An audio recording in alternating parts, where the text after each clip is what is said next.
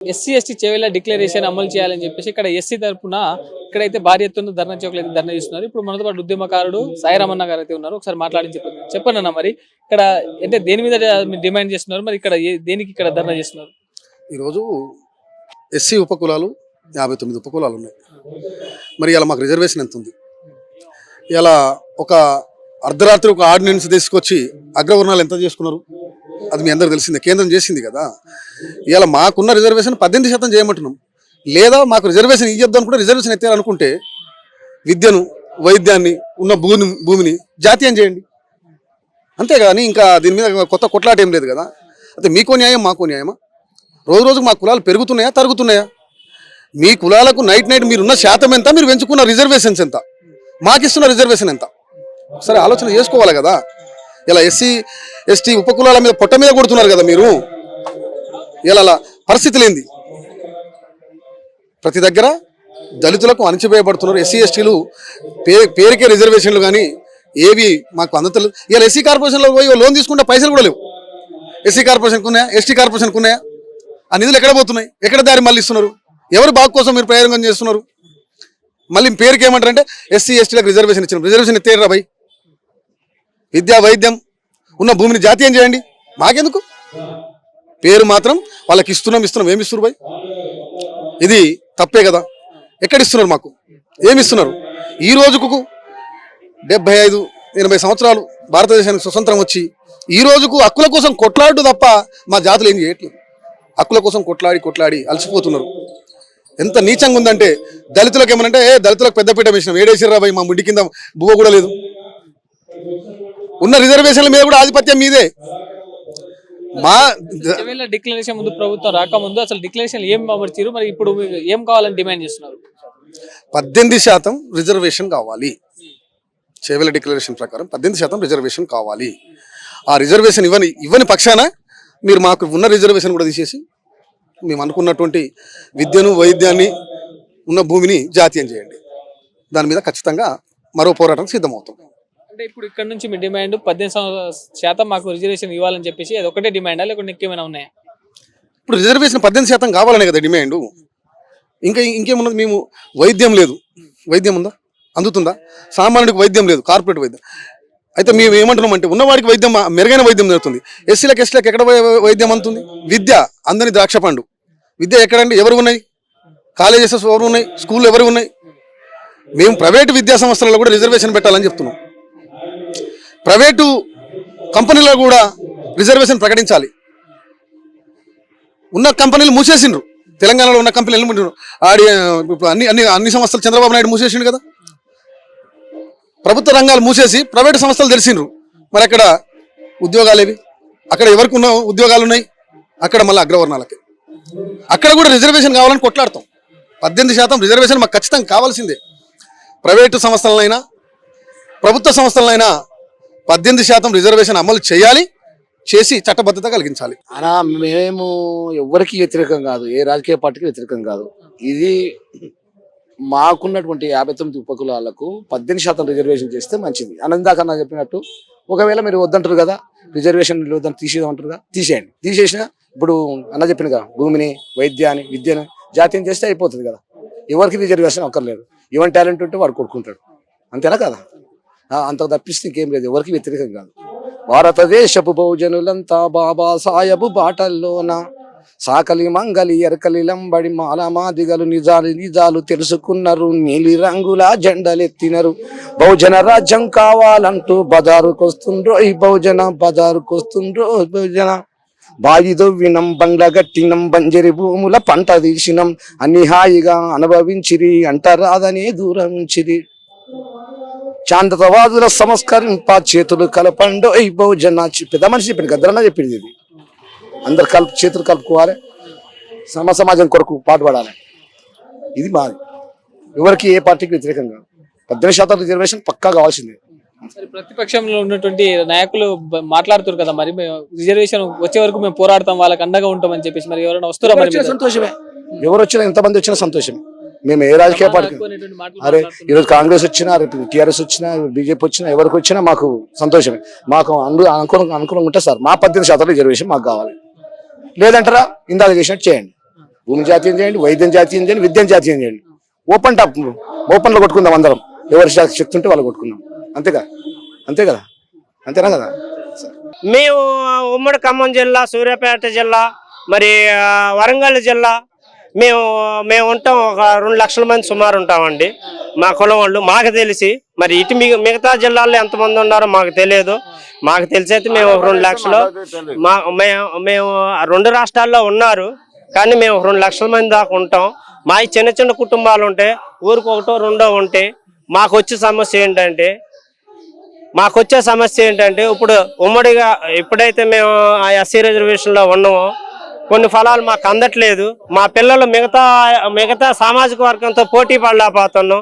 మా జ్ఞానం ఎంతవరకు కూడా ఒకరి దగ్గర పాలేరుతనం చేసి బతికేటట్టే ఉంది తప్ప మా పిల్లలకి మాకు కానీ ఒక ఉపాధి కల్పించుకునే అంత శక్తి సామర్థ్యాలు మాకు లేవు. బస్సు కూడా ఆపట్లేదు సార్, మాకు బస్సు కూడా ఆపట్లేదు. ఇప్పుడు మాకు వచ్చే సమస్యల్లో ఒకటండి, మాకు ఆర్డీఓ నుంచి క్యాస్ట్ సర్టిఫికేట్ ఇస్తున్నారు. ఆర్డీఓ దగ్గర క్యాస్ట్ సర్టిఫికేట్కి వెళ్ళాలంటే డిక్లరేషన్ అడుగుతున్నారు. ఎంక్వైరీ అంటున్నారు, ఎంఆర్ఓ ఎంక్వైరీ అంటున్నారు, ఆర్ఐ ఎంక్వైరీ అంటున్నారు. రకరకాలుగా ఇబ్బంది పెడుతున్నారు. మా వాళ్ళకి 4గురికో 5గురికో క్యాస్ట్ ఇచ్చారు. ఇప్పటికి 6 నెలలు 7 నెలలు అవుతుంది మా క్యాస్ట్లు రిలీజ్ కావట్లేదు. మా ప్రధాన డిమాండ్ మా క్యాస్ట్ మాకిస్తే మా రిజర్వేషన్ మేము అనుభవించడానికి మా పిల్లలకు ఉపయోగపడుద్ది. ఇంకొకటి, ఇప్పుడు మాకు ఏ రకంగా అయితే కళ్యాణ లక్ష్మి అని అందరికి ఇస్తున్నారో మాకు కళ్యాణ లక్ష్మి కంటే మాకు సావు పెద్ద సమస్య అయిపోయింది. చనిపోతే వ్యక్తిని పూడ్చిపెట్టాలన్నా, దహనం చేయాలన్నా మాకు పెద్ద సమస్య అయిపోయిందండి. అవునా, ఎందుకు అవుతుందంటే మేమేమో వలస వచ్చి ఈ మధ్యలో బతుకుతున్నాం. ఎక్కడో 200 కిలోమీటర్ల నుంచి ఏడుకు వస్తున్నాం. ఏడు నుంచి ఆడకు శవాన్ని తీసుకెళ్లాలంటే 20,000 30,000 ఖర్చు అవుతున్నాయి. మాకు దహన ఖర్చులకు కూడా డబ్బులు లేకుండా అయిపోతున్నాయి. అదే మిగతా సామాజిక వర్గాలతో పోల్చుకుంటే వాళ్ళకు భూములు ఉన్నాయి. ఎకరం 2 ఎకరాలు 5 ఎకరాలు భూమి ఉన్న ప్రతి రైతుకి ఇన్సూరెన్స్ చేపిస్తుంది ప్రభుత్వం. మరి భూమి లేని మా పరిస్థితి ఏంటి? మేము ఈ సమాజంలో పుట్టలేదా? 78 సంవత్సరాల ఈ స్వతంత్ర భారతదేశంలో మమ్మల్ని ఎవరు గమనిస్తున్నారు? మాకు అసలు మేమే అనాగరికులం, వంట చేత కాదు మాకు. ఇప్పుడు వంటలు చేసుకోవటం నేర్చుకుంటున్నాం. ఏది నగరానికి వలస వచ్చిన తర్వాత, అంతకుముందు మాకు వంటే తెలియదు. మా ప్రధాన డిమాండ్ మా రిజర్వేషన్లు మాకు కావాలి. మరి మా ఏజెన్సీ ప్రాంతాల్లో ఉన్న మా కులాల వాళ్ళకి పోడు భూముల్లో హక్కు కల్పించాలి. మరి మాకు ప్రభుత్వమే లైఫ్ ఇన్సూరెన్సులు చేయించాలి. మాకు ప్రత్యేక కార్పొరేషన్ కావాలి, మాకు చైర్మన్ కావాలి. మా ఎస్సీ 57 కులాలకి ఒక చైర్మన్ కావాలి. మాకు ఒక ప్రత్యేక అధికారిని నియమించాలి. మా అభివృద్ధి కోసం మా కార్పొరేషన్ పనిచేయాలని కోరుకుంటున్నానండి. ఎస్సీ ఎస్టీ చెవెళ్ళ డిక్లరేషన్ ఏమో అమర్చారు, మీ డిమాండ్ లేదు ఇక్కడ? మా డిమాండ్లు ఏంటంటే మేము ఎస్సీలో ఉపకులస్తులు. మేము ఈ 59 కులాలలో మెయిన్ పేరు పొందిన 2 కులాలు ఉన్నాయి. అవి కాకుండానే 57 కులాలు ఉపకులాలు ఉన్నాయి.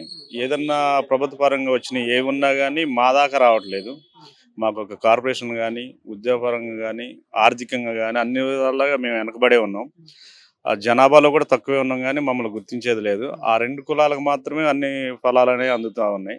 మా డిమాండ్ మాకు ఒక ప్రత్యేకమైన కార్పొరేషను, మా పిల్లలకి సీట్లు, తర్వాత వచ్చేసి అసైన్మెంట్ భూములు ఏదన్నా మాకు ఇచ్చే ఒక 5 సెంట్లు 2 సెంట్లు 6 ఎకరం పొలం లాంటి గవర్నమెంట్ ఇచ్చిన దానికి కూడా ఈరోజు సాగు చేయకపోతే దాన్ని మళ్ళీ ప్రభుత్వమే తీసుకోవడం, ఏదన్నా క్రీడా ప్రాంగానికి దానికని వీళ్ళు సాగు చేయట్లేదు దాన్ని తీసుకోవడం జరుగుతుంది. అలా కూడా మేము అన్యాయానికి గురవుతున్నాం. ఈరోజు మేము ఇక్కడ ఖమ్మం నుంచి కొలుపుల వాళ్ళ సంఘం నుంచి వచ్చాము. మేము కొలుపుల వాళ్ళం అంటాం, సంచారక జాతులు. అన్ని జిల్లాల నుంచి వస్తున్నారు, రాష్ట్ర మొత్తం వ్యాప్తంగా అన్ని జిల్లాల నుంచి వస్తున్నారు. మా డిమాండ్లు ముఖ్యంగా ఇవి. మా కార్పొరేషన్ మాకు కావాలి, మాకు రిజర్వేషన్ స్కూళ్ళల్లో 20% రిజర్వేషన్ కావాలి, ఫ్రీ సీట్లు కావాలి. తర్వాత మా భూములు అసైన్మెంట్ భూములు ఏ ఉన్నాయో వాటిపైన రక్షణ కల్పించాలి అని దీని గురించి డిమాండ్ చేస్తున్నాం. ఇక్కడ మరి మాకు సమాన న్యాయం కావాలని చెప్పేసి ఇక్కడ పోరాటం చేస్తున్నారు. మరి ఎస్సీ ఎస్టీ బీసీలకే కొన్ని పార్టీలు పుట్టుకొచ్చినాయి. మరి అలాంటి పార్టీలు మీకు మద్దతుగా ఏమైనా ఉన్నాయా? మరి వాళ్ళకి పోయి ఏమైనా వినతి చేసిరా? ఇప్పుడు వాళ్ళు అనేది ఏంటంటే ఇప్పుడు ఇక్కడ ఈ మొత్తం షెడ్యూల్ కులాలలో అన్ని ఉన్న వాటిలలో పేరు పొందిన వాటికి మాత్రమే ఏదన్నా గుర్తింపు ఉంటుంది. మిగతా కులాలు అందులో ఉన్న ఉపకులాలకు మాత్రం ఎలాంటి గుర్తింపు లేదు. కాబట్టి ఈ రోజు ఇప్పుడు బైరాన్ వెంకటేశ్వర గారి ఆధ్వర్యంలో మీ ధర్నా చేయడం జరుగుతుంది. మాకు ఒక గుర్తింపు కావాలి. ఇంకా కొన్ని కులాలలో మా కులానికి అయితే క్యాస్ట్ సర్టిఫికేట్ కూడా రాలేదు. మన అడ్లూరి లక్ష్మణ్ గారి ద్వారా కూడా మొన్న ఆయన కలవడం జరిగింది. మాకు ఇప్పుడిప్పుడే క్యాస్ట్ మా కులాన్ని మేము గుర్తించుకోవడం జరుగుతుంది. మాకు ఒక గుర్తింపు ఇచ్చారు ఈ ప్రభుత్వంలో. ఇంకా వాటి క్యాస్టులు రావడానికి కూడా ప్రయత్నం చేస్తున్నాం, ఇంకా తిరుగుతున్నాం దానికి. మాకు ఇన్ని రోజులు ఒకళ్ళ కులాన్ని చెప్పుకొని తిరగాల్సిన పరిస్థితి వచ్చింది మాకు. అందుకోసమే ఈ ధర్నాలో మేము కూడా పాల్గొని మాకు ఈ డిమాండ్లు చేస్తా ఉన్నాం. మీరు చెప్పండి, ఎక్కడి నుంచి వచ్చారు? మేము ఖమ్మం జిల్లా సత్తుపల్లి సత్తుపల్లి ఏరియాలో వివిధ ప్రాంతాల నుంచి వచ్చామండి. మేము కూడా మాకు కూడా ఏమవుతుందంటే ఈ ఎస్సీ కార్పొరేషను అనేసరికి ఓన్లీ పెద్ద కులాలు 2 కులాలు మాత్రమే లబ్ధి పొందుతున్నాయి.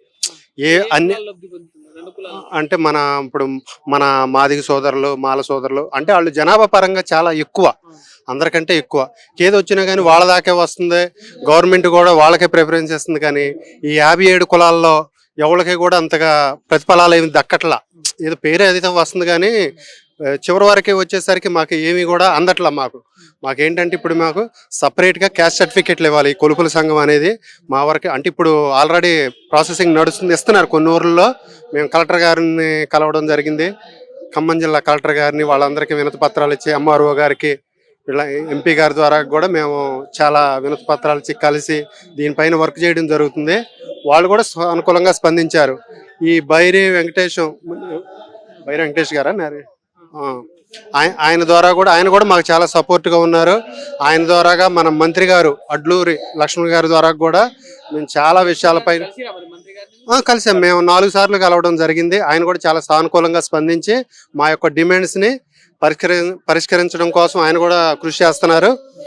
మాకంటూ ఏంటంటే సపరేట్ ఫస్ట్ మా కుల సర్టిఫికెట్లు ఇవ్వాలి. క్యాస్ట్ సర్టిఫికెట్లు మాకనేది సపరేట్గా ఇచ్చి మా రిజర్వేషన్లో మాకు ఏదైతే వాటా ఉందో అది కూడా మా వాటా మాకు సపరేట్ అన్ని కులాలకి కూడా 57 కులాలకు కూడా వాళ్ళకి ఎంత వస్తే అంత అందరికీ కూడా సమన్యాయం జరగాలని మా యొక్క విజ్ఞప్తి. 18% రిజర్వేషన్ ని అమలు చేయాలని ఇక్కడ ఉన్నటువంటి ఎస్సీ వర్గానికి చెందినటువంటి నాయకులు అయితే వాళ్ళు మాకు ఇస్తే రిజర్వేషన్ ఇవ్వండి, లేకపోతే అన్ని జాతీయం చేయండి, విద్య వైద్యము అన్ని రకాలైనటువంటి వర్గాలకి న్యాయం వచ్చే విధంగా మాకు న్యాయం చేయమనేటువంటి మాటలు అయితే వాళ్ళు చెప్తున్నారు. వీడియో జర్నలిస్ట్ రాజేష్తో నేను సీతారాం, వేద టీవీ.